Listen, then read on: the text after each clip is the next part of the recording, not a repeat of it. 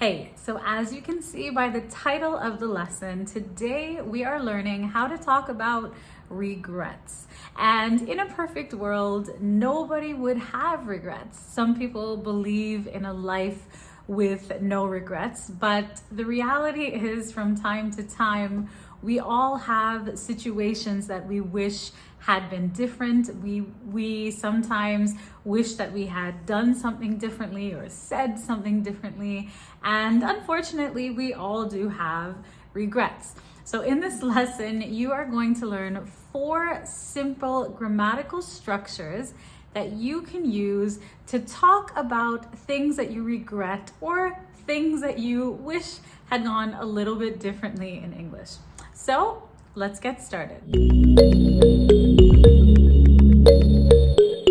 First of all, I want to start off by saying that I hope this lesson doesn't bring up any negative or bad memories for you.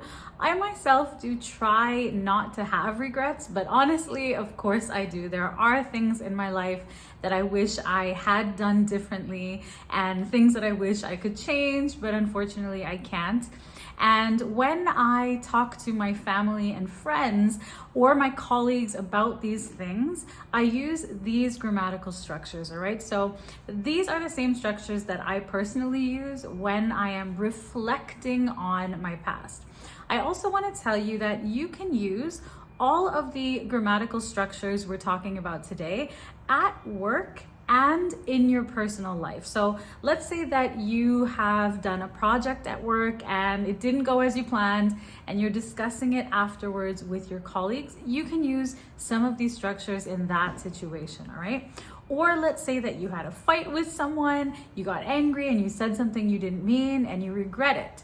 And then you're talking to them about it, or you're talking to a friend or family member about it. You can also use these grammatical structures in those personal situations, all right? So this is a very useful and practical lesson. So let's jump into the first structure that you can use. The third conditional. So a lot of people don't know how or when to use the third conditional, and a really common way to use it is to talk about things that you regret or things that you wish were different or you would do differently if you could, all right? Now, the structure of the third conditional is if past perfect, would, could, or might, you can choose, have, and a past participle verb, all right? So it's a little bit long. You can pause here if you need to take a closer look at this structure, but let me give you some examples of how to use the third conditional to talk about regrets. If I had started the project earlier, I would have finished on time. If I had started the project earlier, I would have finished on time. So this example could be used to talk about a project for school, university, or a work project that you ran late on, right? So in this case, you are thinking about the situation, and the situation is you started the project late and unfortunately you were not able to finish it on time. But if you had started earlier, then you would have been able to finish on time. Another example that you could use at work is if we had foreseen this conflict, we would never have worked with him in the first place. If we had foreseen this conflict, we would never have worked with him in the first place. All right, now, this example, try to imagine a situation where you decided to partner with or work with someone, and unfortunately, there was a conflict and it ended badly, and you regret working with this person in the first place. Then you could say, if I had known, if I had foreseen, if I had expected this, then I would never have worked with him in the first place. And one more work-related example. If I had applied for the position, I might have gotten it. If I had applied for the position, I might have gotten it. So in this situation, there was a job opening and maybe I thought I wasn't qualified or I didn't have a chance, and unfortunately, I didn't apply And of course, I didn't get the job. But maybe a week later, a month later, I was thinking about it and I thought, I really regret that I didn't apply for the job. I could say, if I had applied for the job, maybe I would have gotten it. Let's look at some examples for your personal life.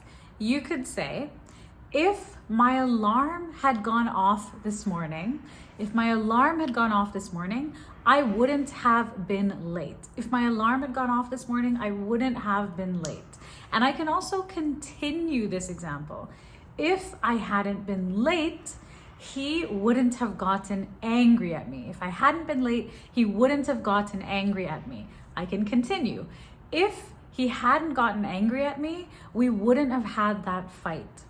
If he hadn't gotten angry at me, we wouldn't have had that fight. Okay, so in this situation, I'm describing a series of events that I regret. Okay, I regret all of these things, unfortunately. Another example, if I had taken my studies seriously, I could have become a lawyer. If I had taken my studies seriously, I could have become a lawyer. But I didn't take my studies seriously, I didn't become a lawyer, and I regret this situation, all right?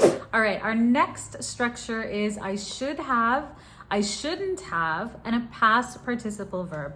I should have, I shouldn't have, and a past participle verb. Now, this is basically a short form or a short version of the third conditional. So this one is very common. I normally use this one more often than the full third conditional structure just because it's long, all right? So a nice shorter way is just to say I should have, I shouldn't have, and a past participle or third form of a verb. So for example, I should have taken the job, or I shouldn't have taken this job. I should have spoken up, or I shouldn't have said anything. I should have told you, or I shouldn't have told you, all right? So when you wish you had or hadn't done something, you can use this structure. I should have, or I shouldn't have. So try leaving me some examples, if you are comfortable, of course, sharing some of your regrets with us. Please do leave some examples down below in the comments of things that you should have done or you shouldn't have done. And tell us a little bit about what happened, of course, if you're comfortable. Our third structure is also very simple. It is, I wish I had, and past participle verb. I wish I had, all right? So for example, I wish I had known this earlier. I wish you had told me earlier. I wish I had tried harder. I wish I had done this differently. I wish I had been honest, okay? So I wish I had, or I wish I hadn't, and a past participle verb. And again, this one is describing situations that you just wish were different. Unfortunately, we cannot change the past, but sometimes we wish we could. All right, and our fourth structure is something would have been adjective. Something would have been adjective if I had or hadn't, and a past participle. If I had or hadn't in a past participle. So something would have been adjective if I had or if I hadn't, and past participle or verb 3. For example, this project would have been easier. This project would have been easier if we had divided the work between us. This project would have been easier if we had divided the work between us, all right? So in this example, we are reflecting on how a project went.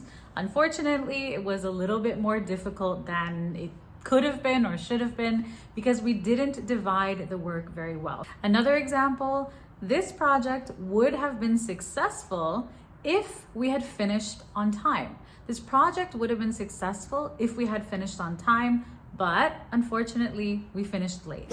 So there you have it, 4 grammatical structures that you can use to reflect on past events and to talk about things that you regret or things that you wish were different, all right?